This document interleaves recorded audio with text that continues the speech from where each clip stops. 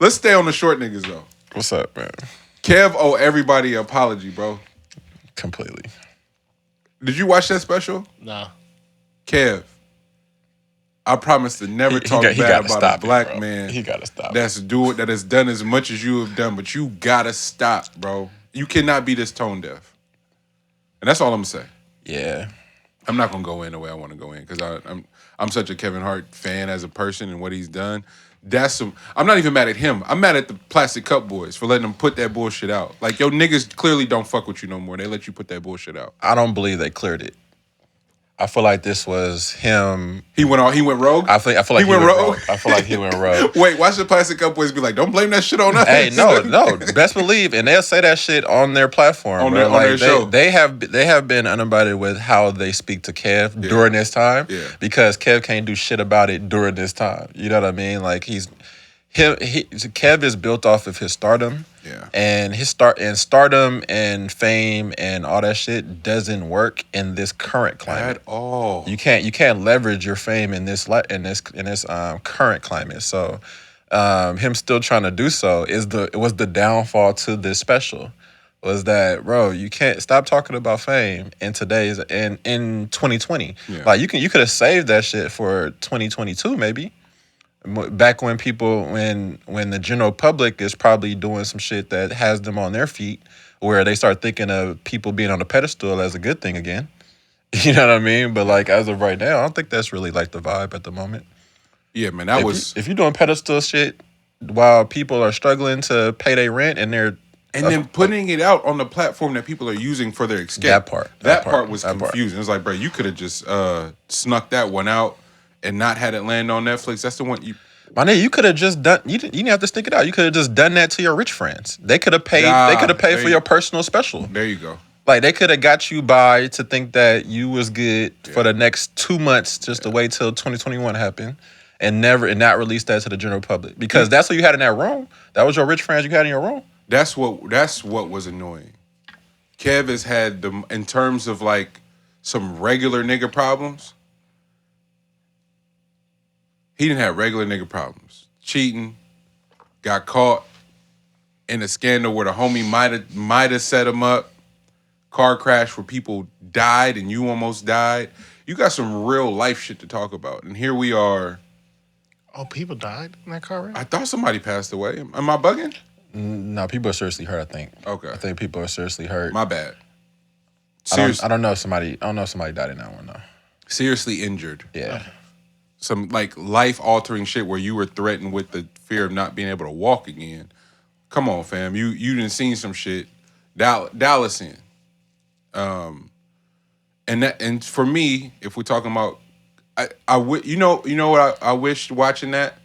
I wish Patrice was still alive. Cause he would have roasted Kev. He would have roasted Kev so bad Kev wouldn't even thought about putting that shit out. Mm-hmm. You know, like somebody asked the other day, what if Big and Pac don't die? And I go, we don't get a Hove. I don't know if Hove realizes his full potential without that space. Like that Hove did this thing where he just stepped into this void and fully embraced it, right? Patrice passed away, and no one can figure that shit out. In terms of just like commanding that much of your emotions as a consumer. I've watched that with people, particularly women I'm like interested in at a particular time. Mm-hmm. And oh my gosh, Patrice makes not even just women, just some men can't handle the shit that nigga was saying.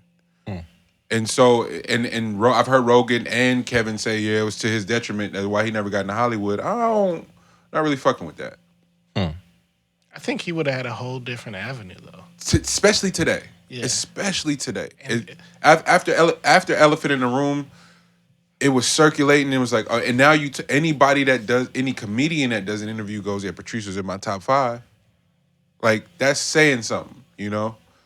And so I don't know. I wish Kev still had competition like that. Like, cause Dave is his competition, but not really. He know he can't fuck with Dave, so he don't ever try to go in. He like none of them know. All of them know that they can't fuck with Dave, so they don't go in that realm. I think the only one that ain't scared of Dave for real is Bill Burr. Like, and you can hear it in the way he delivers his shit. Yeah. Everybody else is sort of playing the Kevin game. They're kind of playing it safe. I don't know. I could be wrong.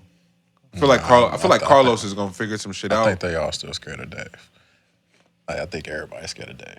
But they also understand that Dave doesn't really care to be that person right now. So Exactly. there is a void. There's to a that. void, yeah. There's a void that's To being needed. the funniest person alive. Yeah, like somebody had to take that reign. I think Bill Burr wants to take that reign of being the funny person. I don't think Dave really wants to do that. Even though I find Dave to be funny as fuck. No, even in the dry humor.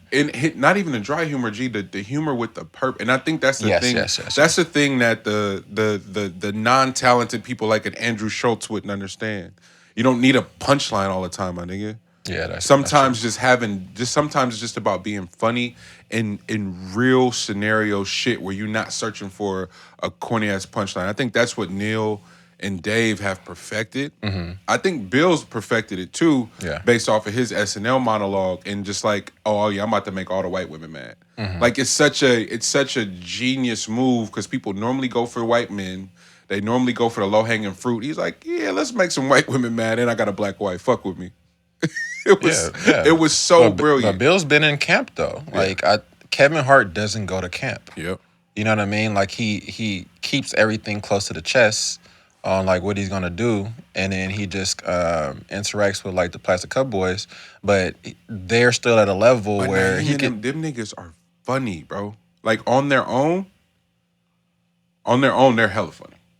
Yeah, but he can still supersede them though. I feel you. You know what I mean? feel Like you. there isn't somebody that's gonna they can challenge him, but he still cuts a good amount of their checks. Yeah. You know what I mean? Like so, it's who's gonna supersede that part? Facts. You know what I mean? Like it's almost as if having yes men that tell you no, and you still be like, but I pay you to be yes. Yeah. You know what I mean? So like that's kind of how that operation works.